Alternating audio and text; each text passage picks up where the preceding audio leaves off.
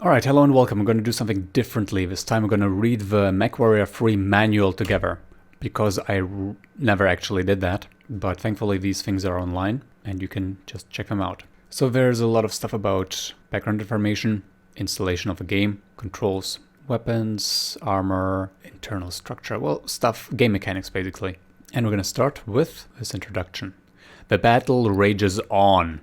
Welcome to MechWarrior 3, the third installment of the best-selling science fiction combat sim of all time. If you are new to the MechWarrior series, welcome aboard and be prepared for a wild ride.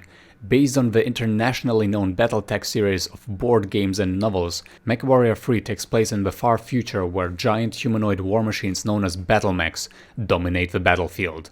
Mechs, however, are not robots. Strapped tightly into the cockpits of those powerful combat machines are pilots known as mech warriors. Some came from noble birth, descended from one of the 5 noble great houses that rule much of known space.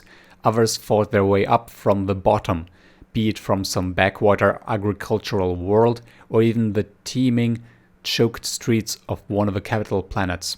All, however, have the edge and the attitude required to be a mech warrior. The Battletech universe and its storyline is one of the richest and most documented in the world, with literally millions of words of fiction written to date about its characters, battles and history. MechWarrior 3 steps into the story midstream, but this manual contains more than enough information for the new player to understand what's going on. As a member of the Iridian Light Horse, one of the, if not the most elite combat units in Battletech, you are asked to uphold a tradition of honor that goes back centuries. You'll learn more about the Iridian Light Horse and your enemies, the Smoke Jaguar clan, in the next section. Veteran MechWarrior players will immediately feel right at home and will be sorely tempted to jump right into the cockpit, but we recommend that you review the command and control chapters of this manual. Much should be familiar, but at the same time much has changed. There are now more options, more capabilities and more possibilities than ever before, including enhanced targeting, heat management and command and control ability of your AI-controlled landsmates. In addition, there's real battlefield salvage and the full ability to modify a mech's chassis in your stable to match your idea of a perfect configuration. Newcomer or seasoned veteran, we believe that you will find this MechWarrior experience like none other. Enjoy and good hunting. Jordan Weissman, co-creator of Battletech. Alright, heard you had some problems absorbing all this the first time around, so I thought you might want to brush up before you drop on the enemy. Just a thought, your buddy Dominic Payne. I think that's our one teammate. Attention! The Iridian Light Horse Cadet is now your life. The training you are about to begin will be the hardest days you have ever experienced. There is nothing that you may have done or learned that could have prepared you for what starts now. There will be days when you curse your own birth for signing up with the Light Horse, but in the end you will understand your abilities and limitations far more acutely than you'd ever thought possible, and you will be amongst the finest of warriors the inner sphere has ever known. As a mech warrior and a member of the elite Iridian Light Horse, you will be required to understand every system, subsystem and backup system of your mech. You will be required to understand how all the systems cross-link, fold back or integrate with each other. You will be able to dismantle it in your sleep and put it back together under the harshest conditions, including enemy fire. More importantly, however, you will learn how to fight in your battle mech. Anything else you might learn is ultimately secondary to understanding how to push your battle mech and yourself beyond all preconceived limitations. You will also be taught to understand how your enemy lives, thinks and fights. With this knowledge you can gain control of a battle and limit your enemy's tactical choices. Even with all that, neither this manual nor anything the Iridian Light Horse Training Corp will do can teach you how to be a mech warrior. We can and we will do everything possible to help you learn to command your battle mech with the best of the best, but ultimately your success or failure on the battlefield comes down to you. In the end, it will be you, your machine and your enemy. Know yourself, know your machine and know your enemy. That's the best we can teach you. The rest is up to you. Alright, what do we have here? Some more history lessons. Chapter 2, Strategic Overview. Smoke Jaguars, that's what we are attacking. Supplemental. For almost 1,000 years, humans have journeyed into the far reaches of space, colonizing thousands of worlds and forming star-spinning alliances. From these grew the great houses that make up the inner sphere, which I believe would would be in here, I suppose, because these are clans, right? But the inner sphere was divided. Its ruling dynasties warred constantly over colony worlds with valuable resources. These titanic struggles led to the development of battle mechs, gigantic humanoid battle machines bristling with lethal weapons. From the 25th century onward, these walking tanks ruled the battlefields. Battle mechs and their skilled pilots, known as MechWarriors, changed combat forever. In 2766, the Star League, the unified governing body of the Inner Sphere, was in chaos. A Usurper had gained power, and the resulting civil war raged for 13 years until the Star League military under General Alexander Kerensky finally defeated him. In the aftermath, however, the 5 council lords of the Star League began to fight among themselves to fill the power vacuum left by the defeat of the Usurper. Faced with the specter of his beloved Star League military becoming divided against itself and entering into decades of warfare, General Kerensky conceived a daring and fateful plan. He announced that he was leaving the Inner Sphere for parts unknown beyond chartered space to form a new society based on honor and justice, and he was willing to take whomever of the Star League military that wanted to come. An astounding 80% of the standing Star League military force chose to leave the Inner Sphere and travel out into the unknown. Wow. In doing so, they left behind an Inner Sphere still racked with battle, threatening to descend into a new Dark Ages and begin a journey that 300 years later would bring a rebuilt Inner Sphere to the brink of ruin. We, the Iridian Light Horse, chose not to travel with General Kerensky on his exodus. Instead, we stood in silent attention as he and his armada of ships departed, for we knew in that moment one era of history had ended and another had begun. We honor him and his beliefs to this day with a black ring around our insignia and by flying our banner always at half-mast. We will always speak the name of a general with respect, for we have stood for those hundreds of years since his departure in defense of the Inner Sphere, awaiting a return of the glory of the Star League. We remained in the Inner Sphere to defend our homes and loved ones, and had always done and will continue to do so. Though we honor the name Kerensky, we will not stand by and allow his corrupt descendants to defile all he stood for, no matter how loudly they shout his name with reverence.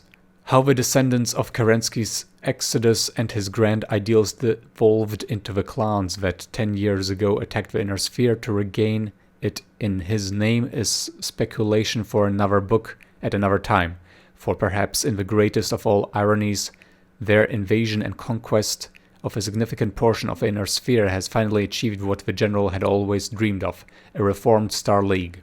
Flying that banner proudly beside our own, we will take to the field against the clans and explain to them the true meaning of honor and justice in a way they are sure to understand. Impressive stuff. Oh no, there's more. Okay, 2 years ago in 3058, the great houses of the Inner Sphere convened to create the Star League Constitution, resurrecting with a pen what they had failed to accomplish through the force of arms, a new Star League. The main impetus of this historic occasion, however, was to end the clan threat once and for all. With the houses united, they could combine their militaries under a single command structure to attack a single clan and utterly annihilate it, thus proving to the other clans that the Inner Sphere was a foe worthy of respect. Operation Bulldog, the massive invasion of the Smoke Jaguar occupation zone by a multinational force, began in 3059. Far more quickly than any analyst had predicted possible, the Inner Sphere force swept the Jaguars before them.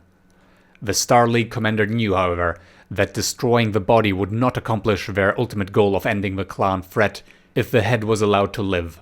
Using information acquired from a clan traitor, the Star League hatched a daring plan that required a force to travel through uncharted space to directly attack the home of Clan Smoke Jaguar, the planet Huntress. As Operation Bulldog began, Task Force Serpent was well on its way, heading blindly toward its destiny.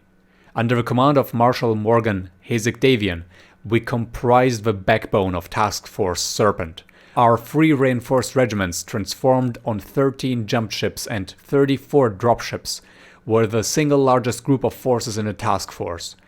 As appropriate, our commanding officer, General Ariana Winston, was named second in command of the operation under Marshal Hazik Davian. During the long trip to Huntress, Marshal Hazik Davian was murdered by an assassin who would not reveal his patrons, leaving General Winston in charge of Task Force Serpent. The plan was simple though devious. A small advanced force of the flotilla of warships, jump ships and drop ships, 115 vessels in the main body, would approach Huntress using identification codes supplied by the Jaguar traitor. Using a ruse devised to make it appear that the battle armor-equipped commando force dropping from orbit was debris from a damaged dropship, the Huntress Orbital Defense Headquarters was targeted first. The plan worked perfectly, allowing the remainder of the ships to begin the assault on the Smoke Jaguar homeworld. Though ultimately we were victorious on Huntress, General Winston was killed in the last hours of a battle. She stood valiantly with her troops as wave after wave of suicidal Smoke Jaguar warriors attempted to force them out of their defensive position. They were not successful, though the effort cost General Winston her life. Her death was not in vain. Though we do not accompany our fellow warriors on the clan homeworld of Strana Mechti, they will carry with them the name of General Ariana Winston and the understanding of her sacrifice and the ideal that the Eridani Light Horse has carried since the days of the First Star League. Task Force Serpent is victorious, as will be the force of Star League warriors destined for Strana Mechti. It is time for us to bury our deed, learn what we can from our mistakes, and prepare for the long journey home. Interesting, so the rest of the story is not actually explained in here. Generally speaking, Inner Sphere and Clan Mechs come in 4 classifications: Scout or Light, 20 to 35 tones Heavy, 60 to 75 Medium, 40 to 55 Assault, 80 to 100. Okay, we get military organization. The Inner Sphere and the clans use different systems for organizing the military forces. We have Lance, Company, Battalion, Regiment, and we have Point, Star, Nova, Binary, Ternary, Cluster, Galaxy. Lance, 4 combat units. Mechs usually. Company, 3 lances. Battalion, 3 companies. Regiment, 3 to 5 battalions. Okay, Point is 1 Omni-Mech or 5 elementals. Alright, Point. Star is 5 points, 5 mechs. Led by Star Commander. Nova, 1 star of Omni-Mechs plus 1 star of elementals. I see. Interesting. Binary Trinary, 2 or 3 stars of Omni-Mechs, led by a Star Captain. So basically 10 to 15. That's a lot of stuff. Okay, Star League Iridian Light Horse ranks. The Iridian Light Horse has continued to use the ranking structure of the Star League. It is reproduced here for reference. Sergeant, Master Sergeant, Lieutenant, Captain, Major, Colonel. FedCom Office of Strategic Information. Document extract of Smoke Jaguars. Overview brief, edited for classified content. Like many clan warriors, the predators for whom Clan Smoke Jaguar is named owes its existence to science tampering with nature. Its genes are those of a Terran Jaguar, altered in the laboratory to enable it to survive in a harsher environment. Alexander Kerensky's followers brought the Smoke Jaguar to the world of Strana Mechti, where it thrived in the fertile jungles abundant with suitable prey.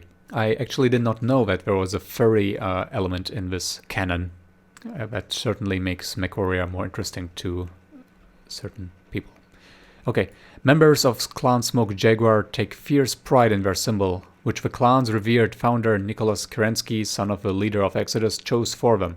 They believe Nicholas modeled all of the clan society on the Smoke Jaguar and point proudly to an entry in one of his many journals in which he extols the beast's virtues. Modern-day Smoke Jaguars often quote from this journal entry, which they revere above all other literature, save for the clan's epic poem, The Remembrance. An excerpt. Remember Franklin Osis, father of his clan.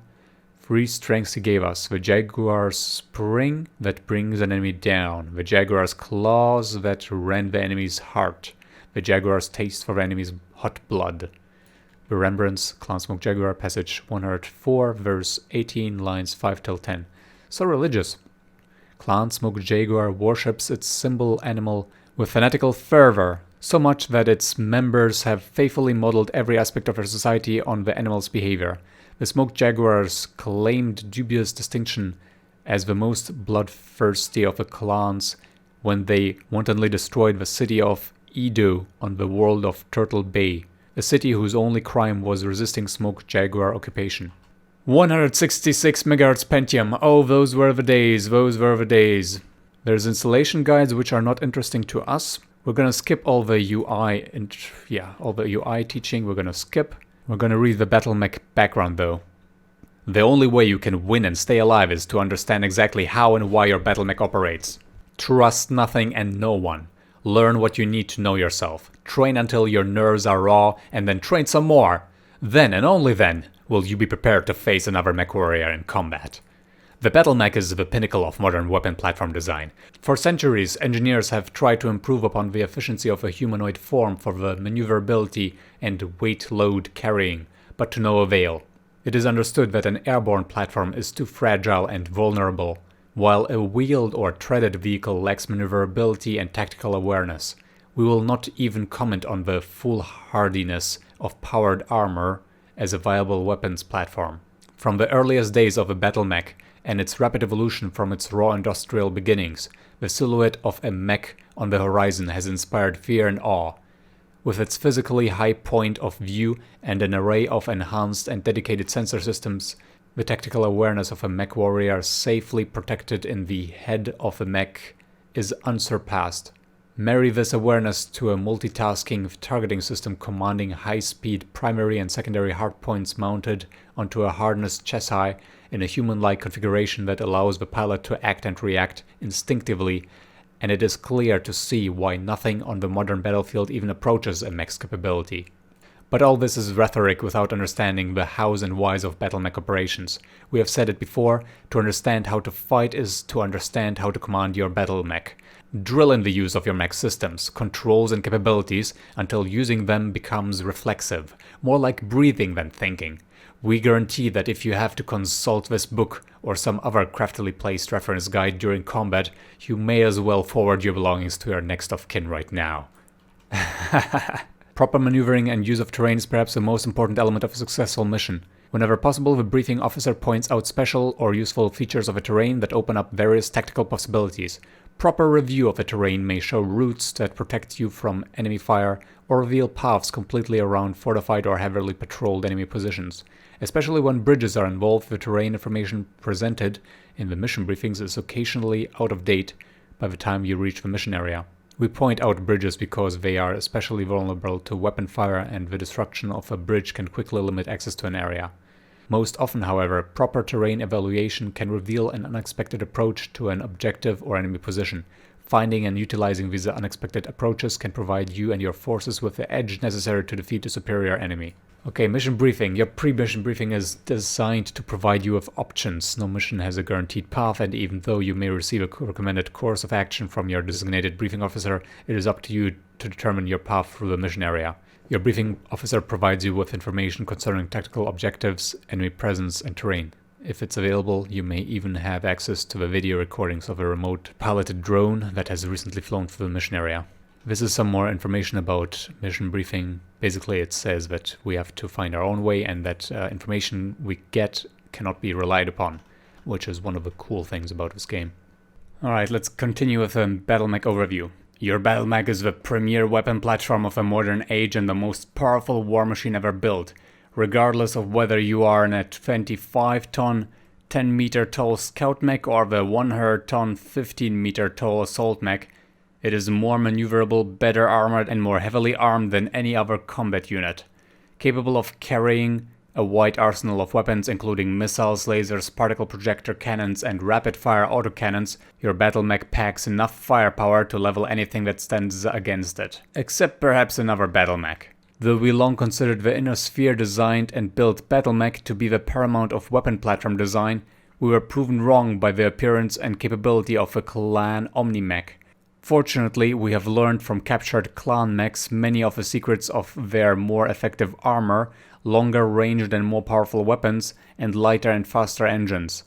The newest battle mech designs incorporate many design and technological elements learned from the clans, as well as a few innovations of our own.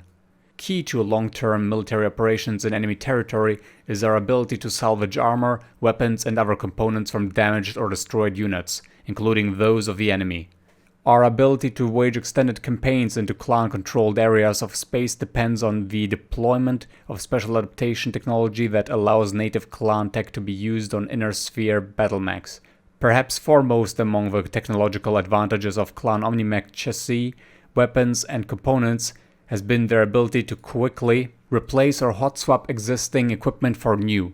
Though we have yet to match the raw interchangeability of the clan systems, this adaptation technology allows us to not only to salvage and use clan technology recovered from the battlefield, but to swap our own equipment or clan technology on or off our own battle mechs much more quickly and efficiently, even when in the field.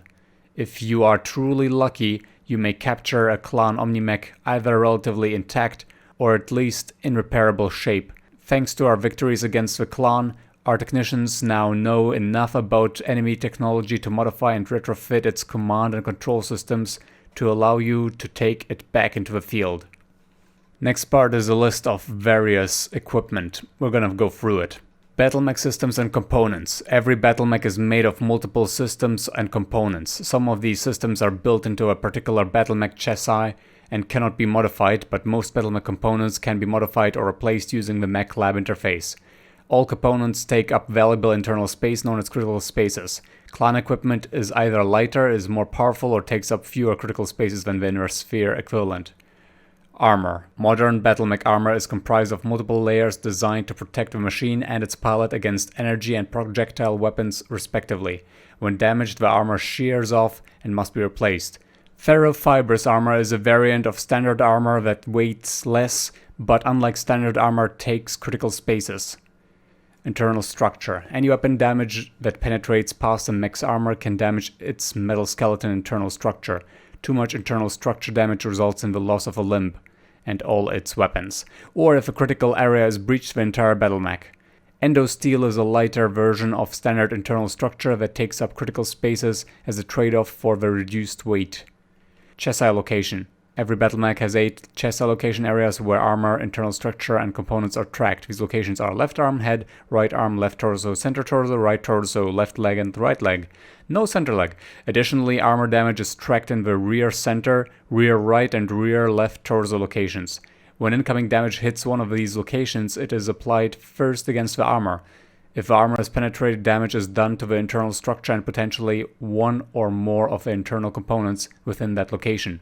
Particle Projection Cannon, PPC. A PPC fires high-energy proton or ion bolts that can severely damage its target but also generate a huge amount of heat when fired.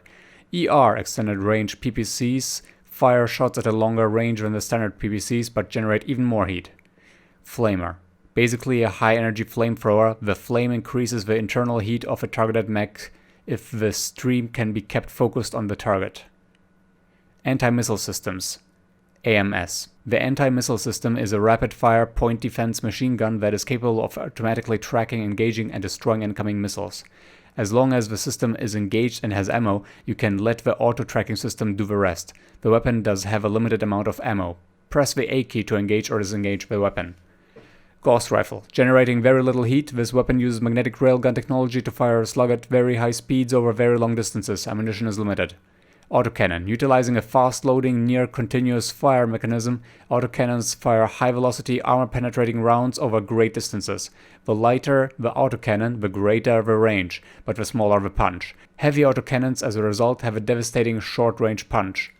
LBX autocannon. This big gun fires cluster munitions, which fragment into several small sub-munitions, causing damage to multiple hit locations. It is available in multiple calibers and has limited ammunition. Ultra autocannons fire explosive armor-piercing shells which deliver strong concentrated damage, which is faster than the autocannons. It too is available in multiple calibers and has limited ammunition. EMC suit. The electronics countermeasure suit reduces the effectiveness of enemy long-range sensors and scanning equipment. It nullifies the effect of a Beagle active probe, the Artemis IV, the NARC missile beacons, targeting computers, streak missiles, and the C3 computer. It has no effect on TAG. The MASC, Myomer Accelerated Signal Circuitry, system greatly increases the speed of any mechs equipped with it, but raises your internal heat. MASC can be engaged or disengaged by pressing the V key. Narc Missile Beacon. The Narc Missile Beacon is a modified missile launcher that fires a pod equipped with powerful homing beacons.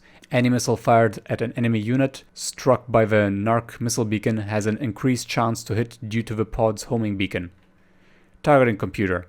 The Clan targeting computer enhances the pilot's accuracy with lasers, PPCs, Gauss rifles, and autocannons by automatically calculating the lead factor necessary to hit a specific area on the enemy mech.